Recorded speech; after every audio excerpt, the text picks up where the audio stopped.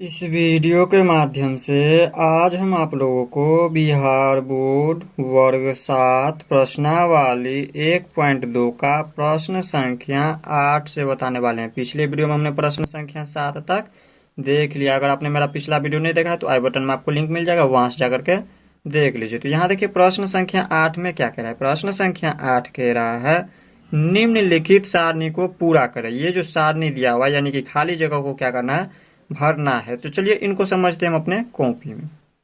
तो यहाँ पर देखिए अध्याय 1 प्रश्नावली 1.2 और वर्ग है 7वीं। इसमें प्रश्न संख्या 8 में कह रहा है निम्नलिखित सारणी को पूरा करें। ये जो सारणी दिया हुआ है इस तरह से, इन सारणी को क्या करना है, पूरा करना यानी कि भरना है। खाली जगह को क्या करना है, भरना है। तो इसमें क्या भरेंगे, कहाँ पे, तो इसके लिए आप लोगों को समझना होगा रो एंड कॉलम। तो देखिए ये हमारा क्षैतिज रेखा जो है ये होता है हमारा रो, और इस तरह से ये जो खड़ी रेखा होता है ये हमारा कॉलम होता है। ये हमारा सारा क्या है, कॉलम है। तो अब देखिए कॉलम जैसे इसमें कितना कॉलम है, तो 1 2 3 4 5 6 7 कॉलम है। रो देखिए कितना है इसमें, 1 2 3 4 5 6 6 ठो रो है। इस तरह से ये हमारा रो होता है और इस तरह से ये हमारा कॉलम होता है। ये कॉलम 7 ठो दिया हुआ है। तो इन रो से जो हम इस कॉलम को गुना करेंगे, तो इस रो से इस कॉलम को गुना कीजिए, तो -2 को हम शून्य से गुना करेंगे तो यहाँ पर हो जाएगा शून्य। यहाँ पर क्या होगा, शून्य। किसी भी संख्या में अगर हम शून्य से गुना करें तो वो हमारा शून्य होता है, या फिर शून्य से हम किसी भी संख्या में गुना करें तो भी शून्य होता है। तो यहाँ पर हो गया शून्य। अब देखिए फिर से इस रो से हम इस कॉलम को गुना करेंगे। तो देखिए 2 को जब हम 1 से गुना करेंगे, 2 को हम 1 से जब गुना करते हैं तो जो संख्या पहले से रहता है वही संख्या प्राप्त होता है। तो 2 है तो 2 होगा। और माइनस को जब हम माइनस से गुना करते हैं तो चिन्ह हमेशा प्लस का होता है। तो प्लस का चिन्ह चाहे तो आप नहीं भी लिख सकते, इसे छोड़ भी सकते हैं। अब देखिए इसके बाद क्या करना, इस रो से इस कॉलम को गुना कीजिए। 2 को हम 2 से गुना करेंगे तो 2 दूनी के 4, और इस माइनस से माइनस को जब गुना करेंगे तो प्लस का चिन्ह होगा। प्लस का चिन्ह चाहे तो आप छोड़ भी सकते हैं। अब इसके बाद देखिए इस रो से इस कॉलम को गुना कीजिए। तो 2 को हम 3 से गुना करेंगे, 2 तिया के 6, और माइनस माइनस मिलके होता है प्लस। फिर देखिए 4 को हम 2 से गुना करेंगे, 4 दूनी के 8, और इसके पीछे कुछ भी चिन्ह इसका मतलब ये प्लस में है। तो ये प्लस से जब इस माइनस को जब गुना करेंगे तो चिन्ह हमेशा माइनस का होगा। तो यहाँ पर हम माइनस का चिन्ह लगाएंगे। अब देखिए फिर से यहाँ पर इस 2 से हम गुना करेंगे 6 को, तो 2 से हम 6 को गुना करेंगे, 2 छक्के 12, और इनके पीछे कुछ भी चिन्ह इसका मतलब ये प्लस में है। तो इस माइनस से हम इस प्लस को जब गुना करते हैं तो चिन्ह हमेशा माइनस का होता है। अब देखिए दूसरा, -3 से जब हम 0 को गुना करेंगे यानी कि शून्य को गुना करेंगे तो यहाँ पर शून्य प्राप्त होगा। शून्य से हम किसी भी संख्या में गुना करें या फिर किसी भी संख्या से अगर हम शून्य में गुना करें तो हमेशा यहाँ पर इसका प्राप्त गुणनफल शून्य होता है। अब इसके बाद देखिए इस 3 से हम इस 1 को गुना करेंगे, तो 3 को हम 1 से गुना करेंगे तो 3, और माइनस को जब माइनस से गुना करेंगे तो प्लस का चिन्ह, और प्लस का चिन्ह चाहे तो आप छोड़ भी सकते हैं, नहीं भी लिख सकते हैं। अब देखिए इसके बाद यहाँ पर इन 2 से हम गुना करेंगे 3 को, तो 2 तिया के 6, और यहाँ पर देखिए ये माइनस माइनस मिलकर होता है प्लस, तो इसको भी छोड़ देंगे, प्लस का चिन्ह नहीं लिखेंगे। फिर यहाँ पर देखिए इस 3 से इस 3 को गुना कीजिए, 3 तिया के 9, और माइनस माइनस मिलकर हो जाएगा प्लस। अब देखिए इस 4 से हम इस 3 को गुना करेंगे, 4 को जब 3 से गुना करें या फिर 3 को 4 से गुना कीजिए तो 3 चौके 12 हो गया। और इसके पीछे चिन्ह क्या है, कुछ भी नहीं, इसका मतलब ये प्लस में है। तो प्लस को जब हम माइनस से गुना करें या फिर माइनस को जब प्लस से गुना करें तो चिन्ह हमेशा माइनस का होता है, तो माइनस का चिन्ह लगा देंगे। अब देखिए इन 3 से हम इन 6 को गुना करेंगे, तो 3 छक्के 18 हो गया, और इनके पीछे कुछ भी चिन्ह, इसका मतलब ये प्लस में है। तो हम प्लस को जब माइनस से गुना करें या फिर माइनस को जब हम प्लस से गुना करें तो चिन्ह हमेशा माइनस का होता है। अब देखिए यहाँ पर फिर ये हमारा रो होता है, और इस तरह से ये जो जाता है ये कॉलम होता है। तो यहाँ पर देखिए शून्य को हम गुना करेंगे -4 से, या फिर -4 को गुना करेंगे शून्य से, तो प्राप्त गुणनफल हमेशा शून्य होगा। अब देखिए -4 से हम -1 को गुना करेंगे, देखिए 4 को 1 से गुना करेंगे तो 4, और माइनस को माइनस से गुना करेंगे तो प्लस को नहीं लिखेंगे, वैसे ही चिन्ह छोड़ देंगे। अब देखिए 2 को हम 4 से गुना करेंगे, 2 चौके 8, और माइनस को माइनस से गुना करेंगे तो प्लस का चिन्ह। फिर देखिए 3 को हम 4 से गुना करेंगे, 3 चौके 12, और माइनस को जब माइनस से गुना करेंगे तो प्लस का चिन्ह। फिर 4 को हम 4 से गुना करेंगे, 4 चौके 16, और यहाँ पर देखिए ये माइनस में और ये प्लस में, तो माइनस प्लस हमेशा माइनस में होता है। 4 को हम गुना करेंगे 6 से, तो 4 6 के 24, और यहाँ पर यह है प्लस और यह है माइनस, प्लस माइनस माइनस का चिन्ह होता है। अब देखिए इसके बाद यहाँ पर हम -1 से गुना करेंगे शून्य को, किसी भी संख्या में शून्य से गुना करें तो गुणनफल इसका शून्य आता है। अब देखिए इसके बाद ये है -1 को -1 से गुना कीजिए, 1 को 1 से गुना करेंगे तो 1, और यहाँ पर देखिए माइनस को माइनस से गुना करेंगे तो प्लस का चिन्ह। फिर अब देखिए ये 2 से हम 1 को गुना करेंगे तो 2, और माइनस माइनस मिलकर हो जाएगा प्लस। फिर देखिए 3 को हम 1 से गुना करेंगे तो 3, या फिर 1 को 3 से गुना कीजिए फिर भी 3, और माइनस को माइनस से गुना करेंगे तो प्लस का चिन्ह। देखिए 4 को जब हम 1 से गुना करेंगे तो 4, और यहाँ पर देखिए इनके पीछे कुछ भी चिन्ह, इसका मतलब ये प्लस में और ये माइनस में, तो जब माइनस को हम प्लस से गुना करते हैं तो चिन्ह हमेशा माइनस का होता है। अब देखिए यहाँ पर है 6 और यहाँ पर 1, 6 को जब हम 1 से गुना करेंगे तो 6, और ये है प्लस में और ये है माइनस में, तो प्लस को जब माइनस से गुना कीजिए या फिर इस माइनस को इस प्लस से गुना कीजिए तो चिन्ह हमेशा माइनस का होगा। अब देखिए यहाँ पर 5 को हम 0 से गुना करेंगे तो 0, इसके बाद देखिए 5 को जब हम यहाँ पर 1 से गुना करेंगे तो 5, और यहाँ पर देखिए ये माइनस में और ये प्लस में, तो माइनस प्लस मिलकर हमेशा होता है माइनस का चिन्ह। अब देखिए यहाँ पर 5 को जब 2 से गुना करेंगे तो 5 दूनी के 10, और यहाँ पर देखिए ये माइनस में और ये प्लस में, तो माइनस प्लस हमेशा माइनस का चिन्ह होता है। 3 को जब हम 5 से गुना करेंगे तो 3 5 से 15, और यहाँ पर देखिए ये माइनस में और ये प्लस में, तो माइनस प्लस मिलकर हमेशा माइनस का चिन्ह होता है।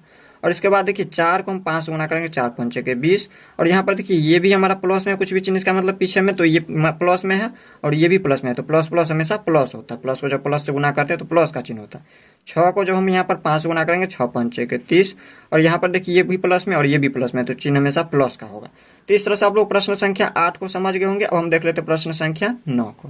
तो यहाँ पर देखिए प्रश्न संख्या 9 में कह रहा है निम्नलिखित में से कौन सत्य है और कौन असत्य है। तो ये जो दिया हुआ है इसमें से बताना है कौन सत्य है और कौन असत्य है। तो देखिए पहला नंबर में दिया है -20 का युज्य प्रतिलोम 20 है, तो ये सत्य होगा या असत्य। तो देखिए सबसे पहले हम इसको लिख देते हैं, इसके बाद हम समझाते हैं। यहाँ पर लिख देंगे सत्य, ये होगा सत्य। अब सत्य क्यों होगा, तो देखिए युज्य प्रतिलोम में यहाँ पर देखिए जैसे -20 का कह रहा है युज्य प्रतिलोम, किसी भी संख्या का अगर युज्य प्रतिलोम पूछे तो उसमें क्या करेंगे, -1 से गुना कर देंगे। किसी भी संख्या का अगर युज्य प्रतिलोम पूछे तो उसमें क्या करेंगे, -1 से गुना करेंगे।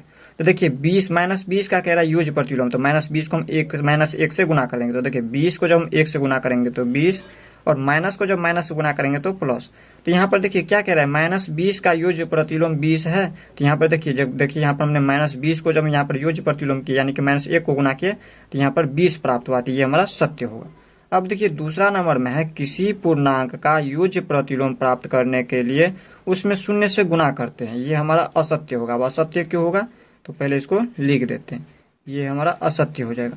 अब देखिए यहाँ पर कह रहा है किसी पूर्णांक का युज्य प्रतिलोम प्राप्त करने के लिए उसमें 0 से गुना करते हैं, तो ये हमारा असत्य क्यों होगा। तो हमने आपको क्या बताया, युज्य प्रतिलोम प्राप्त करने के लिए हम क्या करते हैं, किसी भी संख्या में जैसे -20 है तो युज्य प्रतिलोम में प्राप्त करने के लिए हम क्या करते हैं, -1 से गुना करते हैं, ना कि 0 से। तो हम क्या करते हैं, से गुना करते हैं -1 से, तो ये हमारा असत्य होगा।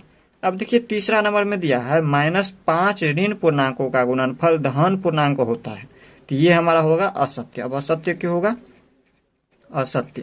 अब ये असत्य क्यों होगा, यहाँ पर क्या कह रहा है, -5 ऋण पूर्णांकों का, यानी कि यहाँ पर देखिए माइनस वाले 5 ऋण पूर्णांक ले लीजिए। जैसे यहाँ पर देखिए -5 ऋण पूर्णांकों का, जैसे यहाँ पर ले लीजिए -5 ही ले लीजिए, जैसे 1 दूसरा तीसरा गुना कॉमा नहीं देंगे, चौथा माइनस वाला और 5वां हो गया। देखिए 5 ऋण पूर्णांक ले लिए। यहाँ पर देखिए -5 गुने -5 गुने -5 गुने -5 गुने -5, तो इसमें कितनी बार है, तो 1 2 3 4 5। तो हमने आपको क्या बताया है, जब यहाँ पर ऋण पूर्णांकों की संख्या अगर सम हो तो हम कहते हैं कि ये धन पूर्णांक प्राप्त होगा, गुना करते हैं तो। और अगर यहाँ पर ऋण पूर्णांकों की संख्या विषम हो तो इस संख्याओं को जब गुना करते हैं तो हमेशा विषम संख्या ही प्राप्त होती है, यानी कि ऋण पूर्णांक प्राप्त होता है। अगर इस तरह से समझ नहीं पा रहे हैं तो इस तरह से समझिए। इसमें क्या करना है, आप लोगों को 2 2 करके जोड़ा लगाना। देखिए इन दोनों को जोड़ा लगा दीजिए, तो ये हो गया प्लस, माइनस माइनस मिलके प्लस, इन दोनों को आप जोड़ा लगाइए तो ये भी माइनस माइनस मिलके प्लस। और यहाँ पर देखिए इसका जोड़ा नहीं लग रहा है, ये किसी के साथ जोड़ा नहीं हो रहा, तो ये हमारा क्या होगा, एक ऋण पूर्णांक ही प्राप्त होगा। 5 को 5 से गुना करेंगे तो 25 25, फिर 5 से गुना करेंगे तो यहाँ पर देखिए इन दोनों का तो सम में आ रहा है लेकिन ये विषम में फिर से वापस आ जाता है। तो यहाँ पर क्या करेंगे हम, 5 ऋण पूर्णांकों का गुणनफल जो है एक ऋण पूर्णांक ही प्राप्त होगा। तो इस बात को आप लोग हमेशा याद रखिएगा। अब देखिए 4 नंबर में है 4 ऋण पूर्णांकों, इसको थोड़ा सा ऊपर कर लेते हैं। अब देखिए 4 नंबर में है 4 ऋण पूर्णांकों का गुणनफल धन पूर्णांक प्राप्त होता है। इसमें क्या कह रहा है, 4 ऋण पूर्णांकों का गुणनफल, 4 ऋण पूर्णांक ले लीजिए। जैसे यहाँ पर हमने ले लिया -5, दूसरा ले लीजिए -5, तीसरा ले लीजिए -5, चौथा इस तरह से हमने यहाँ पर ले लिया। देखिए 4 ऋण पूर्णांक हमने ले लिया, इसमें कोई भी संख्या ले सकते हैं, 5 की जगह पर 4 ले लीजिए, 2 ले लीजिए, 3 ले लीजिए, कुछ भी संख्या ले सकते हैं। बस यहाँ पर देखिए इसमें संख्या कितना बार होना चाहिए, ऋण पूर्णांक कितना होना चाहिए, 4, 1 2 3 4। तो हमने आपको क्या बताया, सबसे पहले इसका जोड़ा लगा लीजिए, इन दोनों का, इनका भी जोड़ा लग जाता है। देखिए दोनों का जोड़ा लग जाता है। जब जोड़ा लग जाए ऋण पूर्णांक में तो हम कहते हैं ये सत्य है, यानी कि ये धन पूर्णांक प्राप्त होगा। देखिए माइनस को माइनस से गुणा करेंगे तो प्लस, फिर माइनस को माइनस से गुणा करेंगे तो प्लस, दोनों प्लस में आ जाएंगे तो ये हमारा सत्य हो जाएगा। देखिए यहाँ पर 4 ऋण पूर्णांकों का गुणनफल जो हमेशा धन पूर्णांक प्राप्त होगा। अगर यहाँ पर देखिए ऋण पूर्णांकों की संख्या सम में हो तो हम कहेंगे ये सत्य है। यहाँ पर ये हो जाएगा सत्य। अब देखिए यहाँ पर 5 नंबर में है -4 गुने 1 बराबर -4 होता है। तो देखिए जब हम 4 को 1 से गुणा करेंगे तो 4, और माइनस को जब हम प्लस से गुणा करते हैं, इनके पीछे कुछ भी चिन्ह है इसका मतलब ये प्लस में, तो जब माइनस को प्लस से गुणा करते हैं तो चिन्ह हमेशा माइनस का होता है। तो देखिए इसमें भी दिया है -4 और इसमें भी, यहाँ पर -4 को हम जब 1 से गुणा किया तो -4 प्राप्त हो रहा है। ये हमारा सत्य हो जाएगा, सत्य। अब देखिए यहाँ पर 5वीं है -5 को हम अगर 0 से गुणा करें तो प्राप्त गुणनफल जो है 0 होता है। तो ये सत्य होगा। अब सत्य क्यों होगा? तो किसी भी संख्या में अगर हम 0 से गुणा करें, किसी भी संख्या में अगर हम 0 से गुणा करें तो यहाँ पर हमेशा 0 प्राप्त होता है इसका गुणनफल। या फिर किसी भी संख्या को अगर हम 0 से गुणा करें फिर भी इसका गुणनफल जो है 0 होता है। तो ये भी क्या हो जाएगा? सत्य हो जाएगा। तो इस तरह से हमने प्रश्न संख्या 9 को देख लिया। अब हम देख लेते हैं प्रश्न संख्या 10 को। अब देखिए प्रश्न संख्या 10 में कह रहा है निम्नलिखित में पूर्णांकों के गुणा में सही कथनों के आगे सही का निशान लगाए तथा गलत कथनों को ठीक करके लिखे। इसमें क्या कह रहा है? ये जो कथन दिया है चारों में, इसमें से क्या कह रहा है? अगर यहाँ पर इन दोनों को गुणा करते तो इसका गुणनफल अगर सही होता है तो हम कहेंगे ये सत्य है। अगर इसका कथन गलत आता है, यानी कि गुणा करने पर इसका गुणनफल अगर गलत आता है तो इसको क्या करना है? सही करना है। तो देखिए इसमें अगर हम 2 को 3 से गुणा करते तो 2 3 का 6, और देखिए प्लस को जब माइनस से गुणा करते हैं तो चिन्ह हमेशा माइनस का होता है। तो ये देखिए ये सही है, माइनस में 6 आया हुआ है तो हम कहेंगे ये सही है। तो यहाँ पर क्या करेंगे? सही का चिन्ह लगा देंगे। अब देखिए दूसरा नंबर में है -4 गुने +8। अब देखिए 4 को जब हम 8 से गुणा करेंगे तो 8 चौके 32, और माइनस को जब हम यहाँ पर प्लस से गुणा करेंगे तो चिन्ह हमेशा माइनस का होता है। तो यहाँ पर देखिए ये प्लस में दिया है 32, तो यहाँ पर क्या हो जाएगा? माइनस में 32 होगा इसका सही उत्तर। तो यहाँ पर क्या कहेंगे? ये गलत है। इस तरह से गलत का निशान दे देंगे। अब देखिए तीसरा नंबर में यहाँ पर दिया हुआ है -2 गुने -2। देखिए 2 को जब 2 से गुणा करेंगे तो 4, और माइनस को जब माइनस से गुणा करते हैं तो चिन्ह हमेशा प्लस का होता है। तो इनके पीछे कुछ भी चिन्ह, इसका मतलब ये प्लस में दिया हुआ है। तो यहाँ पर देखिए सही जो है, इसका जो कथन है ये सही है। यहाँ पर हम सही का निशान लगा देंगे। अब देखिए लास्ट नंबर है 4 नंबर। अब देखिए यहाँ पर दिया है 3 गुने 4। देखिए दोनों प्लस में, तो देखिए 3 को जब हम 4 से गुणा करेंगे 3 चौके 12, और प्लस को जब हम प्लस चिन्ह से गुणा करते हैं तो चिन्ह हमेशा प्लस का होता है। और इसमें देखिए यहाँ पर दिया है माइनस में 12, तो ये गलत हो गया। इसका सही उत्तर हो जाएगा प्लस में 12। तो यहाँ पर हम क्या करेंगे? इसको गलत है, ये कथन गलत है, उसको हमने सही करके लिख दिया। तो इस तरह से हमने प्रश्न संख्या 10 को भी देख लिया। अब हम देख लेते प्रश्न संख्या 11 को। अब देखिए प्रश्न संख्या 11 में कह रहा है किसी हिमीकरण यानी कि ठंडा प्रक्रिया में कमरे के तापमान 40 डिग्री सेल्सियस से 5 डिग्री सेल्सियस प्रति घंटे की दर से कम करने की आवश्यकता है। उस प्रक्रिया के शुरू होने के 10 घंटे बाद कमरे का तापमान क्या होगा? प्रश्नों को समझिए। प्रश्न में क्या कह रहा है? प्रश्न में कह रहा है किसी हिमीकरण, हिमीकरण यानी ठंडा प्रक्रिया में कमरे का तापमान दिया हुआ 40 डिग्री सेल्सियस है। तो यहाँ पर कह रहा है प्रति घंटे की दर से यहाँ पर कितनी कम करने की आवश्यकता है? 5 डिग्री सेल्सियस कम करने की आवश्यकता है। तो आगे कह रहा है उस प्रक्रिया के शुरू होने के 10 घंटे बाद कमरे का तापमान क्या होगा, वो आपको बताना है। तो देखिए इसको हम किस तरह से हल करेंगे, तो यहाँ पर देख लीजिए। तो देखिए इसको हम हल करते हैं। यहाँ पर क्या दिया हुआ? यहाँ पर है कि यहाँ पर देखिए दिया हुआ कमरे का तापमान 40 डिग्री सेल्सियस। तो लिख देते हैं कमरे का तापमान 40 डिग्री सेल्सियस। कमरे का तापमान, तापमान बराबर दिया हुआ है कितना? 40 डिग्री सेल्सियस दिया है। आगे क्या कह रहा है इसमें? यहाँ पर कह रहा है प्रति घंटे, प्रति घंटे यानी कि हर 1 घंटा में जो है 5 डिग्री सेल्सियस क्या करने की आवश्यकता है? कम करने की आवश्यकता है। यहाँ पर देखिए प्रति घंटे की दर से जो है 5 डिग्री सेल्सियस कम हो रही है। तो यहाँ पर हम क्या लिखेंगे? यहाँ पर लिखेंगे प्रति घंटे यानी कि 1 घंटे, 1 घंटे कम हो रही, 1 घंटे में कम हो रही तापमान, प्रति घंटे कम हो रही तापमान, तापमान कितना कम हो रही है? 5 डिग्री सेल्सियस, 5 डिग्री सेल्सियस। तब आगे क्या कह रहा है इसमें? यहाँ पर कह रहा है 10 घंटे बाद कमरे का तापमान क्या होगा? तो यहाँ पर लिखेंगे तब 10 घंटे बाद, 10 घंटे बाद कमरे का तापमान, कमरे का तापमान, का तापमान, तापमान, कमरे का तापमान कितना हो जाएगा? तो यहाँ पर इसको लिख लेते हैं। तो यहाँ पर देखिए कमरे का तापमान कितना दिया हुआ है? इसमें देखिए कमरे का तापमान दिया हुआ है 40 डिग्री सेल्सियस। तो यहाँ पर लिखेंगे 40 डिग्री सेल्सियस। इसमें यहाँ पर क्या कह रहा है? प्रति घंटे यानी कि हर 1 घंटा जो है 5 डिग्री सेल्सियस क्या हो रहा है? कम हो रहा है। तो इसमें से हम क्या करेंगे? घटाते चले जाएंगे। यहाँ पर घटाएंगे।